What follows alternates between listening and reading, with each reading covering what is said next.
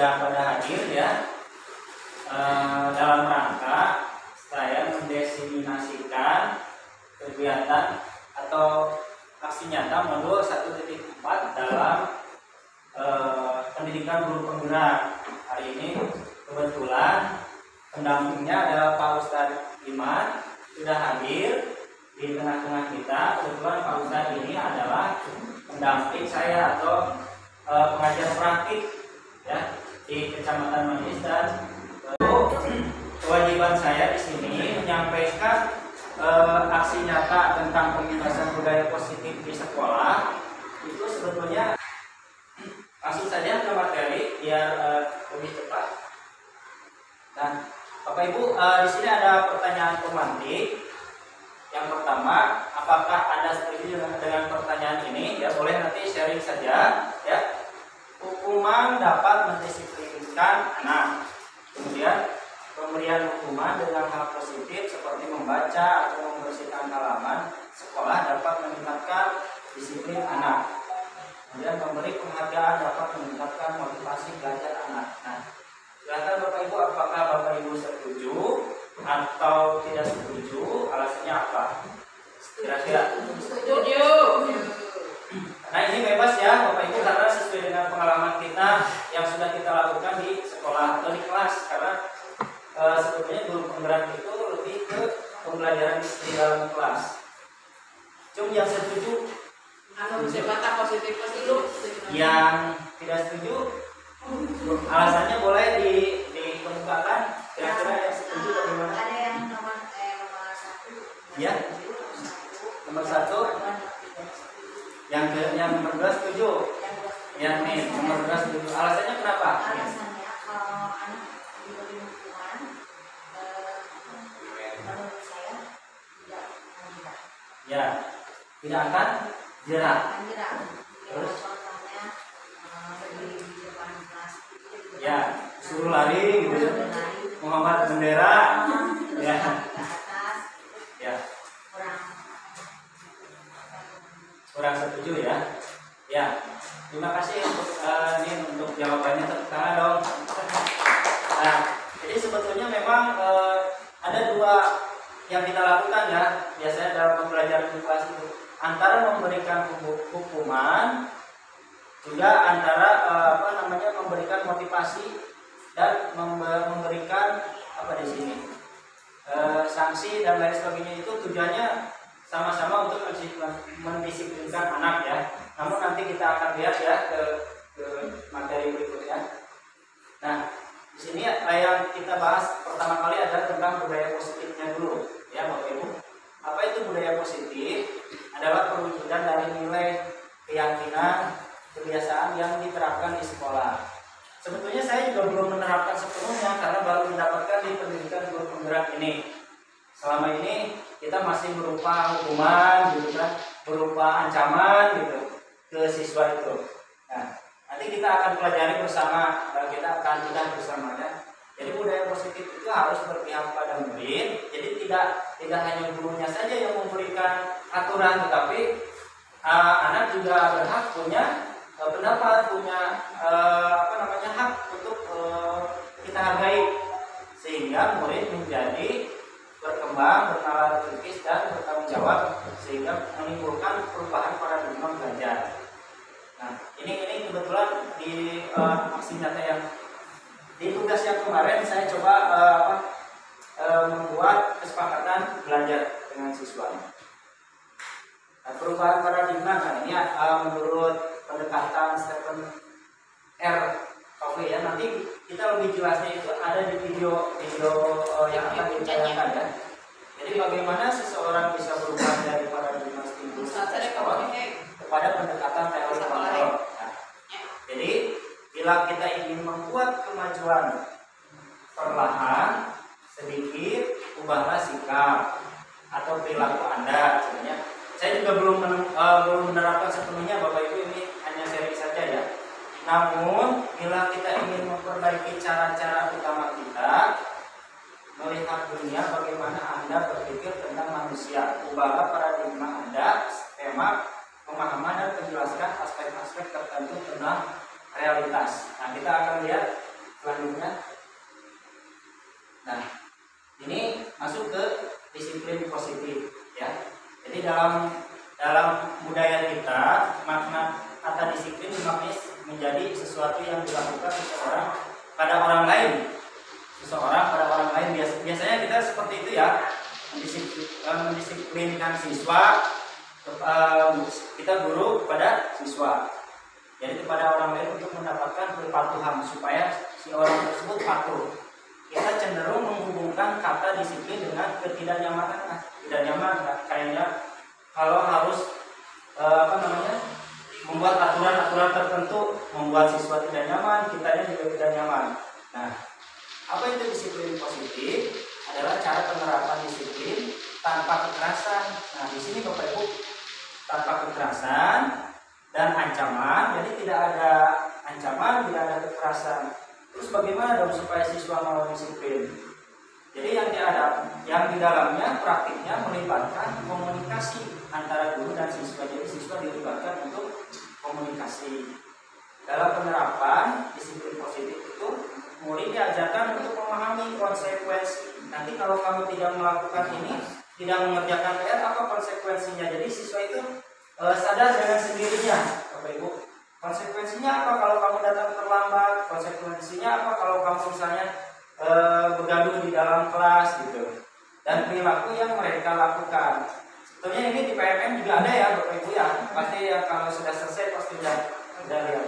Sehingga menimbulkan kesadaran. Nah, ini poin pentingnya adalah kesadaran. Jadi siswa itu sadar dengan sendirinya tanpa harus dihukum, tanpa harus dengan kekerasan, tanpa harus diancam gitu. Cuma memang itu agak susah, Bapak Ibu. Menyadarkan siswa itu agak susah. Ya. Jadi disiplin positif merupakan suatu cara penerapan disiplin yang menumbuhkan kesadaran tanpa ancaman atau hukuman gitu. Jadi kita tidak harus menghukum, tidak harus mengancam, tapi dia sadar dengan sendirinya. Tapi itu tidak mudah, memang butuh proses. Nanti ada tahapan-tahapannya Bapak Ibu. Videonya ada. Sekarang ke materi aja dulu. Jadi motivasi perilaku manusia. Nah, ada serangan ya, seperti yang dikatakan Bu Tanti. Saya itu datang ke sekolah bukan karena ingin atasan, bukan karena ingin dilihat oleh teman-teman, tapi memang sudah sadar dengan sendirinya. Kata Bu Tanti kan itu sudah jadi habit, sudah jadi kebiasaan gitu kan. Nah, itu yang susah memang. Rata-rata diancam bola, kudu diancam buka pas sekolah kakaran gitu kan. Rata-rata kan begitu ya. Tapi untuk menumbuhkan kesadaran yang agak susah gitu. Tapi ini mah konteksnya ke siswa ya Bapak Ibu ya. Ya, dalam upaya menjalankan peraturan atau keyakinan kelas, bila mana ada sesuatu pelanggaran, tentunya sesuatu harus terjadi. Untuk itu, kita perlu meninjau ulang tindakan penegakan peraturan atau keyakinan kelas. Jadi siswa itu dibuat kesepakatan kelas ya, keyakinan kelas selama ini. Jadi tindakan terhadap sesuatu pelanggaran pada umumnya berbentuk hukuman atau konsekuensi. Kalau restitusi adalah proses menciptakan kondisi bagi murid untuk memperbaiki kesalahan mereka. Jadi mereka itu diajak berdialog ya, sehingga mereka bisa kembali kepada kelompok mereka. Tujuannya apa? Untuk motivasi perilaku manusia itu, yaitu tujuan dari disiplin positif adalah menanamkan motivasi menghargai diri mereka sendiri dengan nilai-nilai yang mereka percaya. Jadi nilai-nilai yang mereka percaya, oh berarti kalau saya datang tepat waktu itu nanti saya tidak kena hukuman gitu, misalnya ya, akan dihargai oleh teman-teman, dihargai oleh guru gitu. Jadi mereka aman gitu. Jadi di situ yang menyadarkan mereka nilainya itu, nilai positifnya. Ketika murid kita memiliki motivasi tersebut, mereka telah memiliki motivasi intrinsik dari dalam ya, yang berdampak jangka panjang. Nah, ini bedanya. Kalau kita menghukum, kalau kita memberi ancaman, biasanya sebatas waktu dihukum saja, bebas dihukum ya itu dewe gitu kan. Kembali lagi ke awal. Tapi kalau siswa sadar dengan sendirinya, ini jangka waktunya lebih panjang Bapak Ibu. Ya, motivasi yang tidak akan terpengaruh pada adanya hukuman atau hadiah. Tanpa dikasih hadiah, tanpa dikasih sanksi hukuman, itu akan berjalan baik dengan sendirinya. Agak susah memang, saya juga belum menerapkan sepenuhnya ini Bapak Ibu ya. Cuman ini kewajiban saya menyampaikan dari BPGP kepada Bapak Ibu ya, Pak Ustadz ya. Jadi harus disampaikan untuk bukti aksi nyata saya di sekolah. Contohnya, nah ini keyakinan kelas. Contohnya Bapak Ibu. Contohnya keyakinan kelas itu adalah semacam kesepakatan ya. Bersikap jujur. Kita sepakati dulu sebelum masuk. Anak-anak nanti ketika ulangan kita harus jujur ya, tidak boleh mencontek. Ya, anak-anak nanti kita harus jujur dalam dalam berbicara ya. Dalam apa saja, dalam hal apa saja. Ini contoh keyakinan kelas. Bertanggung jawab atas kesalahan yang mereka lakukan. Saling menghargai ketika misalnya orang lain berbicara, guru berbicara di depan, saling menghargai. Ramah dan sopan dan peduli ya, ramah terhadap guru, terhadap teman, dan peduli terhadap orang lain.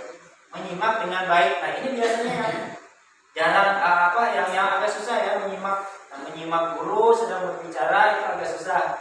Menyimak teman yang sedang berbicara juga agak susah. Nah ini keyakinan kelas yang dibuat bersama.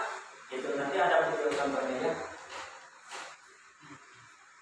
Nah contoh menyusun kesepakatan kelas atau keyakinan kelas. Di kelas 5 misalnya ya, ini contohnya. Izin kepada guru ketika keluar kelas. Nah, disepakati, ini harus anak-anak nanti sebelum belajar, Ibu bacakan dulu ya kesepakatan kelasnya ya, hari ini ya. Misalnya, ini contoh nanti bisa dibuat versi berbeda Bapak Ibu, sesuai dengan kesepakatan kelas yang dibuat oleh Bapak Ibu. Contohnya, tepat waktu masuk sekolah, kelas. Ada yang terlambat misalnya, nanti kesepakatannya bagaimana, dibuat kesepakatan dengan teman-temannya yang lain. Tidak boleh membawa makanan ke kelas ya. Ini sebetulnya boleh-boleh aja, cuman ini contoh ya. Mungkin yang tidak boleh itu makan di dalam kelas, atau misalnya sedang belajar makan gitu ya. Kemudian jika bertanya angkat jari. Ini biasanya Bapak Ibu, kesepakatan kelas ini dibacakan dulu setiap hari supaya ingat terus ya kepada siswanya sebelum belajar. Berbicara sopan, misalnya ya, tidak boleh berbicara kasar. Nah, itu dibuat kesepakatan. Tidak ribut di kelas ketika guru berbicara. Nah, kemudian menjaga kebersihan kelas. Meminjam ke teman harus dikembalikan. Biasanya kan siswa kita kalau pinjam gitu kan tidak dikembalikan lagi. Nah ini contoh. Sebetulnya bisa nanti Bapak Ibu buat kesepakatan kelas yang lebih relevan dengan kelas Bapak Ibu. Nah ini contoh videonya ya, video kesepakatan kelas. Kita simak dulu. Selamat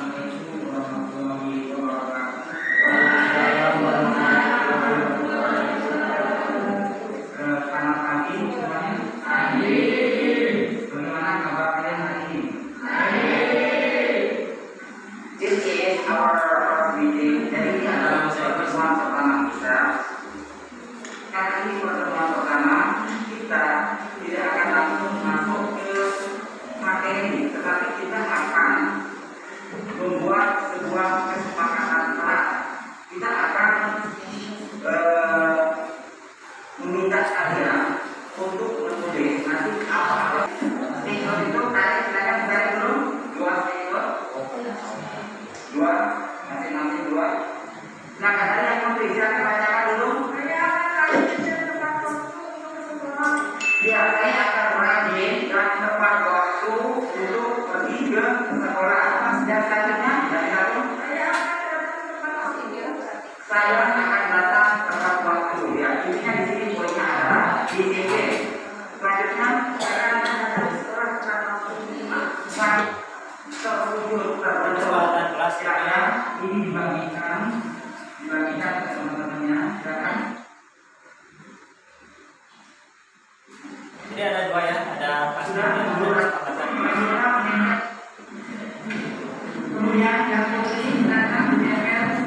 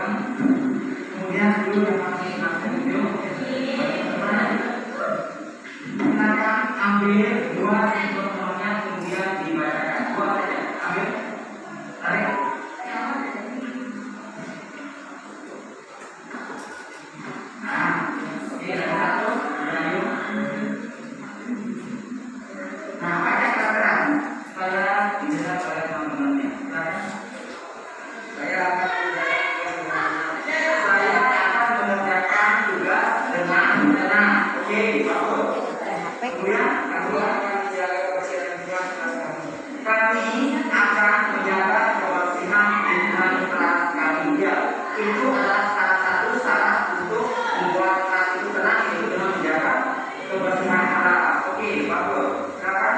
Dari Saya membuat kelas agar nyaman kita saat belajar. saya akan membuat kelas supaya kelas itu menjadi nyaman untuk belajar. Oke, bagus. Sangat bagus. Saya akan menjaga kebersihan.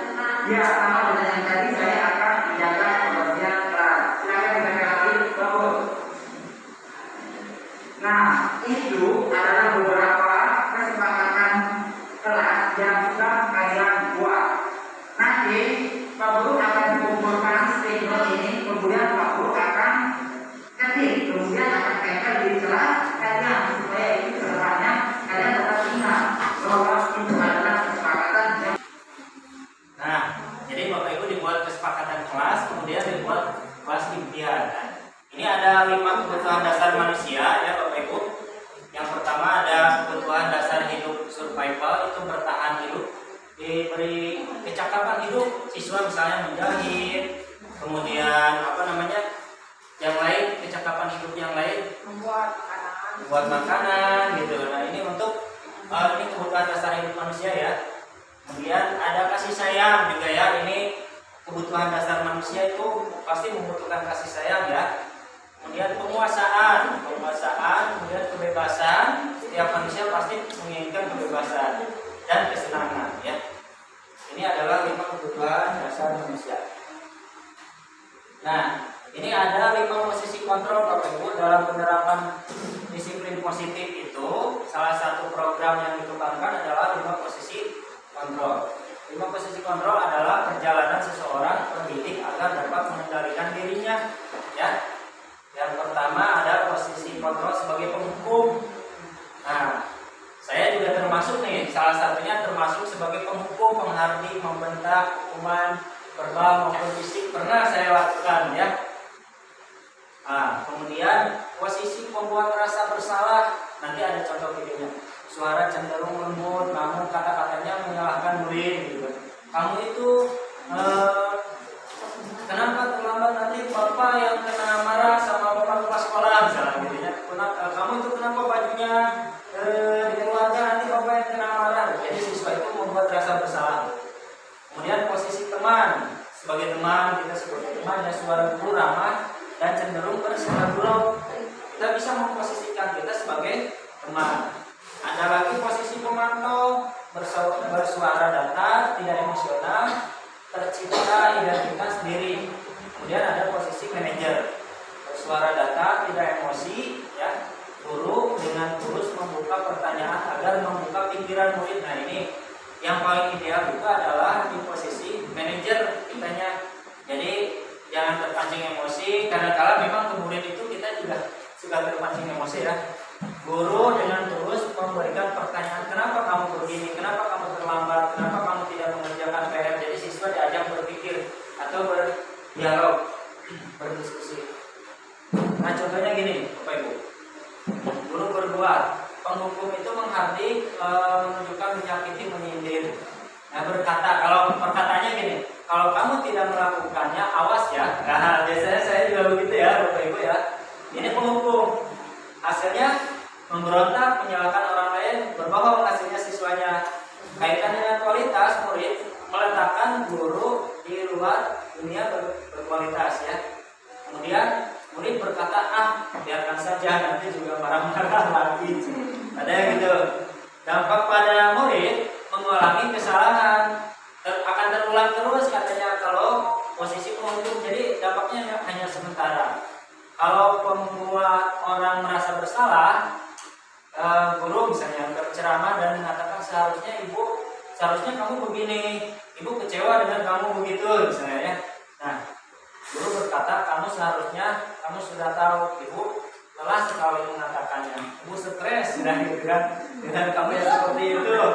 Hasilnya menyembunyikan, menyangkal, berbohong. Murid meletakkan guru di dalam dunia berkualitas. Maafkan saya, gitu kan. Murid berkata, maafkan saya bu, gitu kan. Merasa rendah diri. Kalau posisi teman, membuat alasan-alasan untuk muridnya. Ayolah lakukan demi ibu. Masa kamu tidak mau? Ingat, tidak ibu tidak ingat tidak ibu pernah bantu titik-titik. Nah ini hasilnya ketergantungan murid meletakkan guru sebagai orang yang sangat penting di dunia berkualitas. Saya pikir, nah ini murid berkata, saya pikir bapak atau ibu teman saya ternyata begitu, gitu kan? Nah dampaknya adalah lemah, tidak mandiri dan tergantung. Kalau posisi pemantau, menghitung dan mengukur guru berbuatnya, apa peraturannya, kemudian menyesuaikan diri bila diawasi siswanya hasilnya. Ya. Muridnya meletakkan guru hampir sama ini. Berapa banyak bintang yang saya harus peroleh, berapa halaman yang harus saya tulis. Murid berkata. Dan kemudian dampaknya adalah menitik beratkan pada sanksi atau hadiah untuk dirinya. Biasanya ini masih sanksi atau hadiah. Nah kalau ini di posisi terakhir, posisi manajer, mengajukan pertanyaan-pertanyaan kepada siswa yang dilakukan gurunya, apa yang kita yakini, apa yang bisa kamu kerjakan untuk memperbaiki kesalahan ini, menguatkan pribadi murid, kemudian sama ini, kemudian bagaimana cara saya bisa memperbaiki keadaan.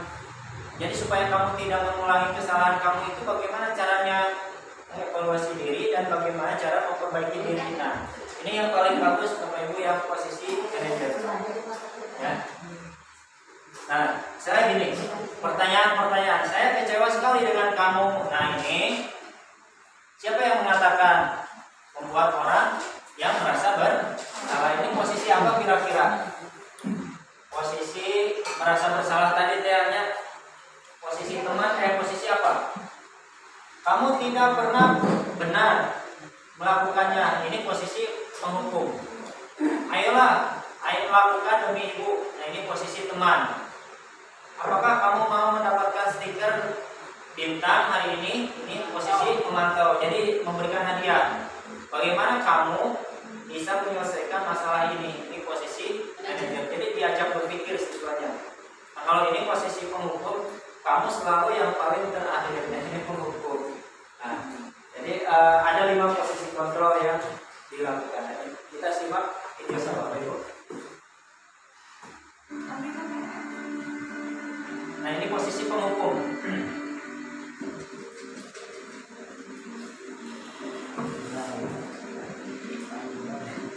Biar kamu cepat pergi sana ke lapangan basket.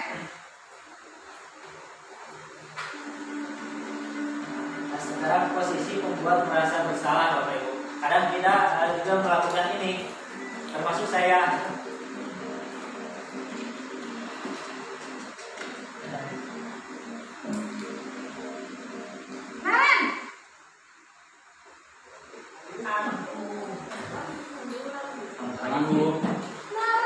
Naren, isi Naren kenapa terlambat lagi nak? Ya Tuhan Naren, suka ya kalau ibu tegur bapak kepala sekolah.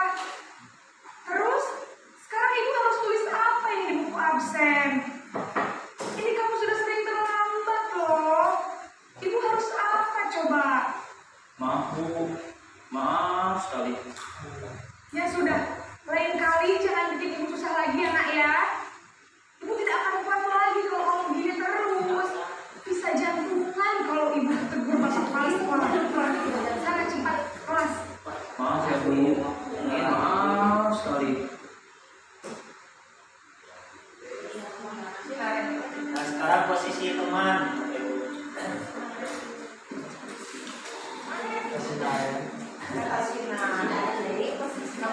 Bikin seneng ibu demi ibu. Bisa kan? Bisa lah Bu. Ini posisi teman ya. Kelas, ibu beresin urusan absen kamu. Kamu ini ada-ada saja. Itu terakhir ya Bu.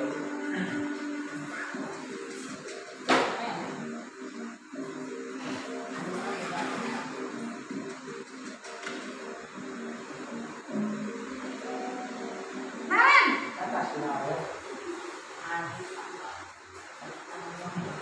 Selamat pagi Bu. selamat pagi Naren. Maaf Bu, saya terlambat. Iya, sekolah masuknya jam 7, sekarang sudah jam 7.20. Jadi sekarang bagaimana ini, Naren? Maaf Bu, saya lupa setel alarm saya semalam. Baiklah, menurut kamu, keyakinan sekolah yang mana yang perlu kamu tingkatkan? Jadi tanya Menghargai diri sendiri dan orang lain mungkin ya Bu. Setuju. Jadi, apakah Naren meyakini prinsip saling menghormati tersebut? Iya Bu, saya meyakininya. Apakah Naren bersedia memperbaiki masalah keterlambatan ini? Bersedia Bu. Bagaimana kamu akan perbaiki masalah keterlambatan ini?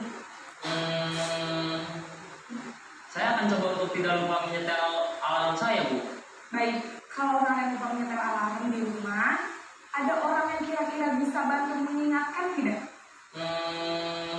Ada Bu, kakak saya, Kak Emma. Ada lagi selain Kak Emma? Epic Ada ya. Kak Emma dan Ibu kalian.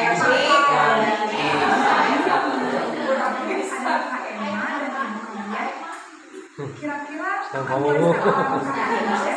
sama Pak Ustad. Akan segera saya lakukan. Baik, jadi Naren akan Semalam kamu apa? siapkan Bonsai. bangun besok pagi dan akan dilengkapkan dari Ibunda Naren ya. Ada lagi yang mungkin perlu dilakukan Naren agar tidak terlambat bangun lagi. Tidak ada Bu. Baik Naren, terima kasih untuk kerjasama kamu. Sekarang kamu perlu kembali ke kelas untuk belajar. Baik Bu, terima kasih.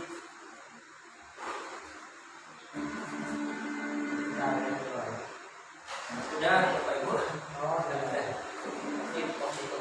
Nah, jadi posisi kontrol itu ada 5 ya, Bapak Ibu. Yang terakhir yang manajer itu yang harus diterapkan katanya. Gitu. Jadi kemudian ini sini masuk segitiga restitusi adalah suatu proses dialog yang dijalankan oleh guru agar menghasilkan murid yang mandiri dan bertanggung jawab. Saat guru pada posisi manajer, aspek yang dikembangkan adalah motivasi intrinsik, motivasi dalam dirinya ya. Proses dialog ini digambarkan dalam segitiga restitusi. Jadi gini, stabilkan identitas, validasi yang salah, kemudian menanyakan keyakinan kelas. Yang tadi keyakinan kelas yang telah disepakati apa, terus siswa harus menyelesaikan masalahnya dengan cara bagaimana. Pertanyaan yang diajukan, kamu berhak merasa seperti itu, saya pun akan demikian juga seperti itu. Berbuat salah itu tidak apa-apa, gitu kan? Jadi menstabilkan identitas itu. Berbuat salah itu tidak apa-apa, manusia tidak ada yang sempurna. Saya juga pernah merasakan seperti itu. Kita bisa menyelesaikan masalah ini. Jadi ajak siswa berdialognya seperti ini, Bapak Ibu. Kalau misalnya kenapa siswa itu sampai terlambat, kenapa tidak melaksanakan tugas, gitu kan. Pertanyaan yang diajukan lagi, kamu pasti mempunyai alasan berbuat seperti itu. Kemudian kamu harus bangga melindungi sesuatu yang berharga dalam diri kamu. Kamu boleh mempertahankan sikap itu, tapi ditambahkan sikap yang baru. Saya mengerti jika kamu berbuat seperti itu. Ini validasi tindakan salah. Kemudian keyakinan, menanyakan keyakinan kelas. Kamu mau jadi orang seperti, kamu mau jadi seperti apa gitu kan? Kemudian apa bayangan di dalam dirimu tentang kesepakatan kelas yang telah dibuat. Ditanya lagi kesepakatan kelasnya seperti apa yang sudah kita buat. Kemudian kamu yakin dengan tindakanmu? Ini pertanyaannya. Nah ini video terakhir Bapak Ibu. Terakhir.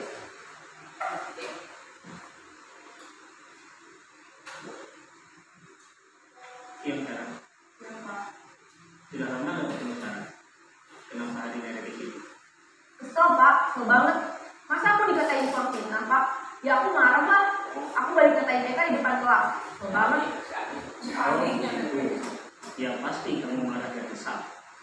Bapak juga akan marah apabila ada yang menuduh Bapak seperti itu. Kemudian,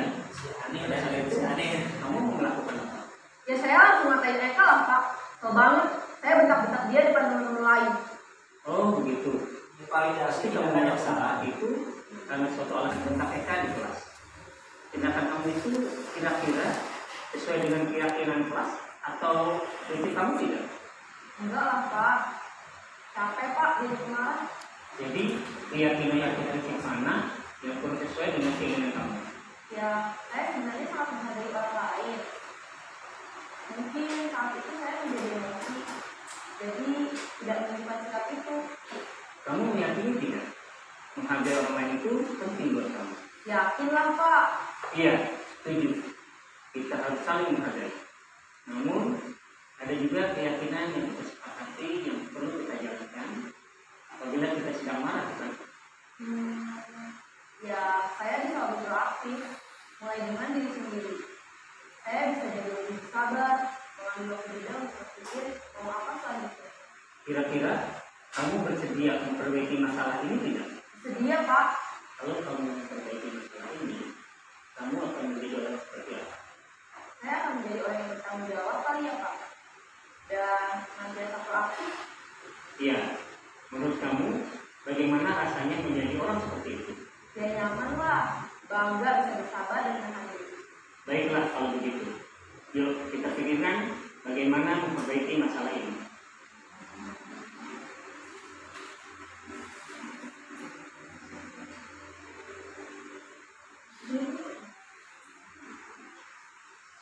Selesai ya. Alhamdulillah tugas hari ini saya menyampaikan budaya positif kepada Bapak Ibu di Sejati ini disaksikan oleh Bapak pengajar praktik sudah selesai. Mudah-mudahan apa yang bisa saya sampaikan bermanfaat untuk Bapak Ibu. Dan mohon maaf apabila ada cara penyampaian yang kurang sesuai. Banyak sekali kesalahan-kesalahan yang harus diperbaiki. Terima kasih waktunya. Assalamualaikum warahmatullahi wabarakatuh.